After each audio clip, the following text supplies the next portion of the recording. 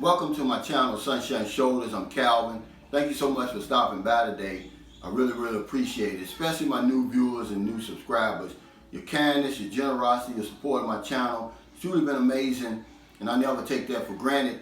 I'm a 57-year-old American who grew tired of the rat race over in America, and I decided to pack it all in search of a new life in the Philippines. Well, I found that new life, and I want to share with you my boots on the ground experiences the only way I know how. That's by giving you the nitty gritty. That's just exactly what I'm seeing, what I'm living, what I'm experiencing. I'm never going to sugarcoat that. It's not going to start today. The subject of my vlog today is the kiss of death. The Philippines has fallen. COVID has delivered the knockout blow. And I got that from just the situation up in Manila and everything that's going on. And I just want to touch on that a little bit and why I believe that the borders will not open for international tourism in 2021. This is just my humble opinion. You know, I hope I'm wrong on this, but things are starting to add up. This combination is a volatile mix, and I just don't, I'm a realist. You know, there's a difference in being positive thinking and being a realist. I'm a realist about this situation, but let me start by saying this. About a week and a half ago, when this lockdown in Manila started and the cases in Manila started rising, my girlfriend gave me the Filipino nitty gritty. She says, I'm worried about what's going on up in Manila. She used to live in Manila. She said, because I know that what happens in Manila is going to affect the rest of the Philippines. And I got to thinking, I was like, she might be on to something. You know, because I'm going to tell you something, guys. Manila is like the melting pot of the Philippines. Most of the people up there, a lot of them, they're not from Manila. They come from everywhere else. They have a dream of going to the big city, getting a job, you know, living a good life, providing for their families, you know. It's a noble dream. And what's been happening here lately with these COVID cases, they continue to rise. Yeah, the hospitals now are getting to the point where they're bursting at the seams. They can't accept any new patients, any new affected patients. And I picked up the newspaper today, the Manila Times, my favorite newspaper here. And there was just a superbly written article by Joel Ruiz Butoyan. And I hope I'm saying your name right, sir.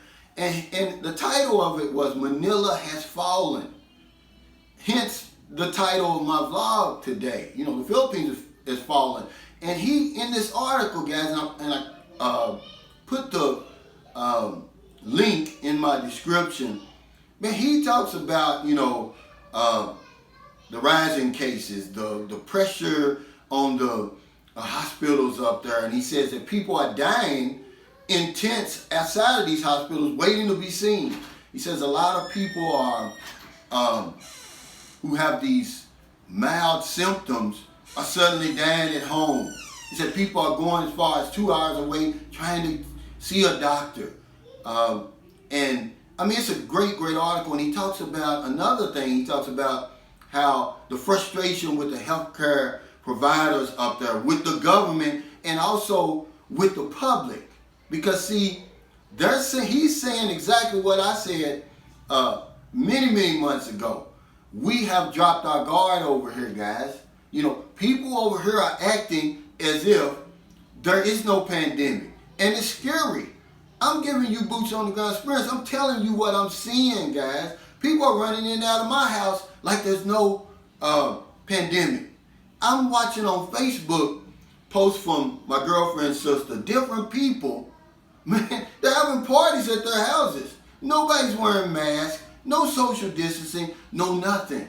And it's leading to these rising cases, not only in Manila, but all over the Philippines.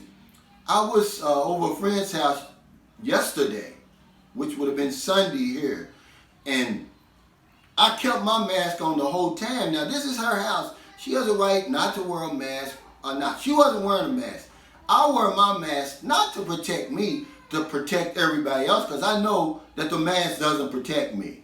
You have to have on the mask to protect me. But anyway, she said that there's 78 cases here now in St. Carlos City. And I was like, wow, where did you get that? and she was talking about where she got it, at the city hall and blah, blah, blah. The cases are rising, guys, because remember, Manila is a melting pot. Now that they're on lockdown, now that they're on ECQ, people can't work. So now they're coming back home to their provinces, to the cities, to where they're originally from, and a lot of them are asymptomatic. They're bringing the virus with them. They're spreading it. Yeah. How do I know? Because I told you on a video a long time ago that I made, no one's taking the test here, guys. Yeah, there's a deadly stigma here in the Philippines with this COVID when it shouldn't be. It's a nonsense. But if you got COVID here, it's like you're a leper. It's like you got the plague. People avoiding you like a plague. So what they call these people are locally stranded individuals up in Manila. And the protocol is, because the same protocol I use to get back to San Carlos City, is you have to get a medical certificate, police clearance, you have to take that, you have to have a negative swab test, then you have to get permission from the local government officials here in the place you're going. Well, a lot of them, they're going around that. They're sneaking back to their provinces, man. And it's really, really dangerous. You couple that with this. No testing, number one. The vaccines or the lack of vaccines, number two. And then the vaccine rollout is so slow. I read an article on Reuters today, and it said that the Philippines has right now vaccinated 738,000 people, about 0.3% of the population. About 1% of their goal to reach herd immunity. But see, here's the key to that article. It says that comes out to about 46,000 vaccinations a day. It would take 468 days to just vaccinate 10% of the population. Guys, that's well over a year. We're sitting here in April already. All right, in the beginning of the second quarter. Their original plan was to reopen the borders in the third quarter, which would be the second half of 2021.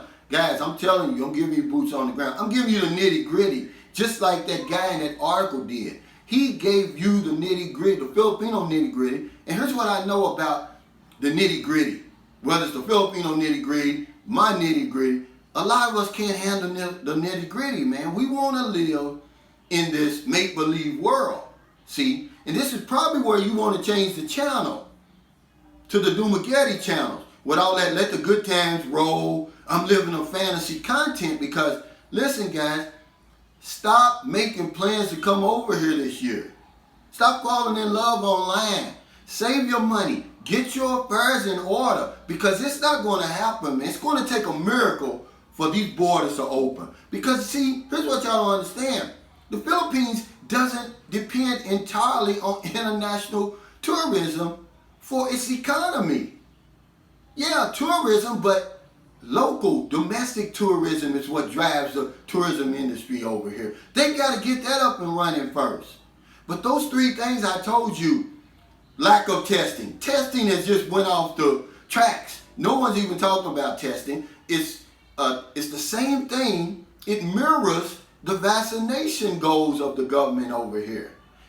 They said, oh yeah, we're going to, they was all rambunctious, all happy about testing, but now it's falling off the tracks. It's on the back burner. Everything's focused on the vaccines now. It's very, very limited. The vaccines that they have, the peak is so slow, man. It's like, man, comparing that to a snail, the snail would be the Maserati. Is what I'm trying to tell y'all guys. It's really, really slow. That's a deadly combination that says, we're not going to open. I'm seeing it in San Carlos. People have just gotten to the point where they think, and can you blame them? They're frustrated. They want to just get back to normal. Nobody's getting any information. And it's like, there's no pandemic. There's no COVID. And the numbers continue to rise. People continue to die. The hospitals are bursting at the seams. The healthcare workers, man, the true heroes over here. I'm telling you guys, and I use that word very, very lightly. I don't throw that word out there, but these people are working around the clock, man. It's just a volatile mix, guys. And, you know, my thing would be to, you know, sit back, you know, start making your plans for 2022. I see a scenario where I got to make my immigration run in December, man. I'm going to leave this place and probably won't be able to get back in until y'all can get back in. See, I'm just going to give you the real deal. I'm going to give you the nitty gritty, man. Nobody's even going to talk about this, but I'm going to tell you, man. A guy wrote me today. He said, yeah, I bought me a one-way ticket for August. I said, look, guy, first of all, you can't even buy a one-way ticket here. Cancel that. You know, cancel all of your reservations you talking about making over here for 2021, man, because it's not going to happen, man. The Philippines has fallen. The COVID has delivered the knockout blow for 2021. Thank you for stopping by today. I really, really appreciate it. I don't mean to rain on your parade. I don't mean to be the bearer of bad news, guys, but I'm a realist. See, I'm going to give you the boots on the ground experience, the nitty gritty, whether you can handle it or not. It's late in America. But if you're on one of them late grocery runs, beer runs, weed runs, you're just getting off second shift, and you see somebody in the street, buy them something to eat, buy them something to drink, give them a couple of dollars. In the Philippines, it's early, it's about 10 o'clock. By the time I upload this video, I'm on my way to Bacolod City to deliver that DNA sample for Gail.